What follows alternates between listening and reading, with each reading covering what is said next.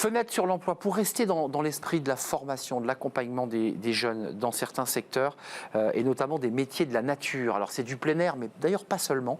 On en parle avec Philippe Poussin. Bonjour, ravi de vous accueillir sur le plateau. Vous êtes le secrétaire général de la CNEAP, alors qui représente un réseau d'établissements d'enseignement privés et de centres de formation des métiers de la nature et du vivant. Je trouve ça très beau, les métiers de la nature et du vivant. D'abord, juste un mot pour resituer les enjeux. Les métiers de la nature du vivant, c'est quoi? C'est pépiniériste, c'est tous ceux qui sont paysagistes, les espaces verts? C'est l'ensemble des métiers qui sont proposés dans les formations issues du ministère de l'Agriculture. Donc ça touche effectivement le paysage, l'horticulture, mais aussi l'élevage, en fait le maraîchage, les industries de transformation également qui touchent le vivant. Donc les abattoirs? Les abattoirs, les industries de transformation agroalimentaire également, donc la fabrication de plats cuisinés. C'est très très large. C'est extrêmement large. Et puis une partie qu'on ignore aussi beaucoup, parce que ça représente pratiquement 40% du total, c'est le service aux personnes. On considère en fait que l'enseignement agricole ne touche que l'agriculture, mais c'est faux. Le service à personne, parce qu'en zone rurale, il y a des besoins de services exactement comme ceux qui existent dans les villes. Les gens ont besoin des mêmes choses. Et donc le ministère de l'Agriculture propose ça. Donc des services de quoi? Services de proximité, en fait, des gens qui vont travailler en puériculture, qui vont travailler dans les crèches, dans des maisons de retraite. Vous allez jusque-là? Oui. On est un peu loin du monde, on est sur les terres rurales, mais on n'est pas dans les métiers du vivant là. Encore qu'un bébé est très vivant. On peut considérer que les hommes font partie du vivant. Du vivant. Donc vous avez élargi le vivant jusqu'aux hommes. C'est-à-dire que ça existe depuis très longtemps. C'est les anciennes écoles ménagères qui existaient dans les années 1900. C'est vrai, c'est vrai. Et donc ça, vous intégrez. Absolument. Et ça représente un secteur de combien? Parce que c'est gigantesque ce que vous nous décrivez là. C'est gigantesque, mais le nombre de personnes formées est très faible. Il y a un peu moins de 200 000 jeunes formés dans le ministère de l'Agriculture.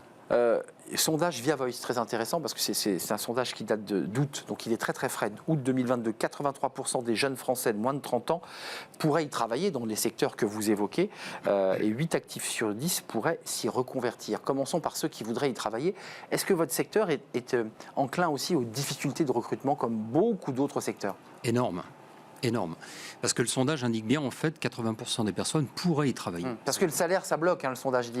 Alors, le problème, c'est les salaires, la difficulté du métier et la difficulté d'accès, en fait, à une espèce de connaissance, dans le fond, de l'ensemble de ces métiers. Donc, en fait, quand on cumule les trois, problème de salaire, problème d'image de marque, pas forcément toujours valorisante, difficulté du métier et difficulté d'accès au fait que ces métiers existent, ça pose beaucoup de problèmes aux jeunes.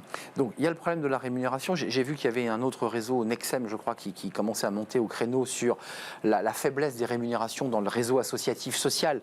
On frôle, pas très très loin, les zones rurales. C'est un vrai sujet qui est soulevé, la rémunération. En revanche, je lis quand même une petite lueur d'espoir, c'est les gens qui se reconvertissent, qui ont une vie, je dirais, en ville ou en entreprise et qui disent « change de monde, je fais autre chose ». Alors, il y a eu une accélération de ce processus avec la Covid. Le premier confinement, en fait, a fait réfléchir les gens, je pense, par rapport à l'habitat urbain. On sait qu'il y a eu une immigration, quelque part, en fait, vers la ruralité, des gens qui se sont achetés des maisons, qui ont vécu le confinement dans les régions. Et de fait, ils se sont posé la question de savoir si finalement leur projet professionnel, qui est un projet très urbain, on va dire cadre centre-ville, pour simplifier les choses un peu caricaturalement, ne pouvait pas en fait conduire à autre chose, des métiers qui sont considérés par eux comme plus utiles, on peut en débattre à l'infini, autour justement de la question du vivant. Votre action, vous, parce que vous êtes une fédération, l'idée c'est de pouvoir vendre ces métiers, et vous le faites d'ailleurs sur ce plateau, c'est quoi? C'est recréer de l'attractivité, c'est parler de ces métiers, faire des campagnes pour évoquer l'intérêt et la diversité de ces métiers? C'est d'abord, je crois, les faire connaître. Il y a un gros déficit en fait de connaissances, tout simplement, que ces métiers existent. Alors avec une pointe d'humour, si vous me permettez ça, on peut dire que la Covid nous a rendu service. Parce que la Covid a permis en fait de montrer deux choses. Premièrement, que malgré le confinement, il n'y a pas eu de rupture en fait dans l'alimentation en France. Il n'y a pas eu de rupture de stock. C'est vrai. Bon. Donc ça veut dire que le monde agricole français était capable en fait d'assumer sa fonction de nourrir la population. Deuxième chose, comme on était dans une crise sanitaire, il a fallu en fait qu'on renforce la proximité des services sanitaires auprès des personnes. C'est l'autre volet en fait de ce que nous faisons. Et de fait, ça a permis de donner une notoriété à ceux qu'on appelait fut un temps les héros du quotidien. C'est vrai. Et qui relèvent en fait de ces métiers-là.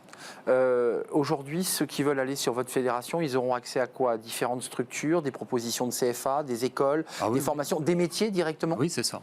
Nous, en fait, notre réseau est un réseau en fait d'enseignement professionnel. Donc, on a à peu près 180 lycées qui forment en formation initiale scolaire, mais aussi un réseau en fait de CFA et de centres de formation continue.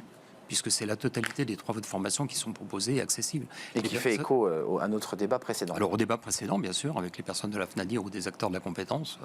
Vous les connaissez bien. On les connaît bien. Merci Philippe Poussin d'être venu nous parler de ces métiers du vivant, beaucoup plus large que ce que j'avais imaginé avant de vous rencontrer, avec un spectre large, une attractivité, des métiers à découvrir et des métiers dont il faut s'emparer, en zone rurale notamment, mais d'ailleurs pas seulement. Merci Philippe Poussin, secrétaire général du CNEAP, réseau d'établissements privés d'enseignement agricole et de centres de formation de métiers. Je ne veux pas les oublier. C'est la fin de notre émission.